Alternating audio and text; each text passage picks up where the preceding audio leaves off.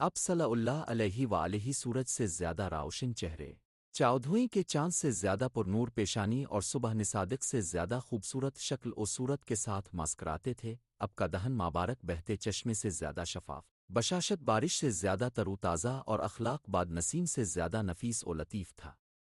مسکراہٹ اور تبسم کے حوالے سے اب صلی اللہ علیہ وآلہ کی سیرت کا مطالعہ کرنے والا جانتا ہے کہ اب کی مسکراہٹ گرویدہ کرنے والی اور دلکش تھی، اور اب کا تبسم دلوں کو منہ لینے والا اور روح کو تسکین دینے والا ہے۔ صحابہ کرام رضی اللہ عنہم کی زندگی کے سب سے خوبصورت لمحات وہ تھے جو انہوں نے اس روشن اور مسکراتے چہرے کے دیدار میں گزارے۔ انہوں نے اس دیدار کی رودادیں نہایت سرخوشی شرح صدر اور سادگی سے ہم تک پہنچائیں۔ اب صلی اللہ علیہ وآلہ کا مسکرانا کسی بھی دوسرے انسان سے مختلف ہے۔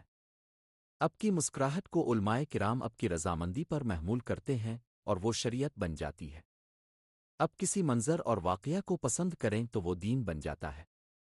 گویا اب کی مسکراہٹ عبادت اور شریعت ہے، کیونکہ اب اللہ کے بھیجے ہوئے رسول ہے اور آپ کو اللہ کی تائید اور عصمت حاصل ہے۔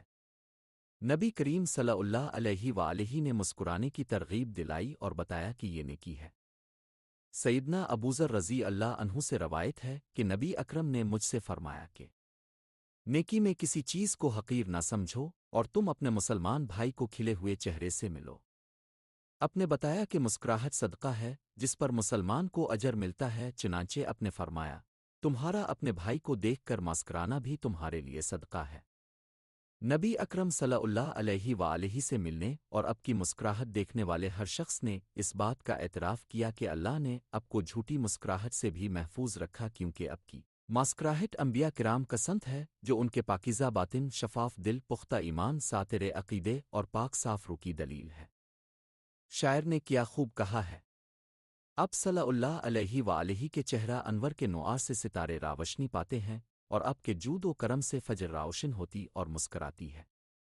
مجھے تو یوں لگتا ہے کہ چودھویں کے چاند کو اب کے پرونق حسن سے کچھ چمک عطا کی گئی ہے، کیونکہ اب کا حسن گرا قدر اور عظیم ترین ہے۔ اب کی مسکراہٹ کا ایک منظر سیدنا جریر بن عبداللہ رضی اللہ عنہ بیان کرتے ہیں۔ وہ فرماتے ہیں رسول اکرم نے مجھے جب بھی دیکھا اب ضرور مسکرائے۔ سیدنا جریر رضی اللہ عنہ اس عطا اور نوازش پر فخر کرتے تھے۔ گرمجوشی اور شیرینی سے بھرپور یہ سچی مسکراہٹ سیدنا جریر رضی اللہ عنہ کے نزدیک ہر یاد سے اعلیٰ اور ہر تمنا سے برتر تھی۔ نبی اکرم سیدنا جریر رضی اللہ عنہ کو دیکھ کر مسکراتے تو ان کی رونے کی شفقت اور لطف و کرم سے بھر جاتی، اور ان کا دل اب کی عظمت، رحمت اور محبت سے ممور ہو جاتا۔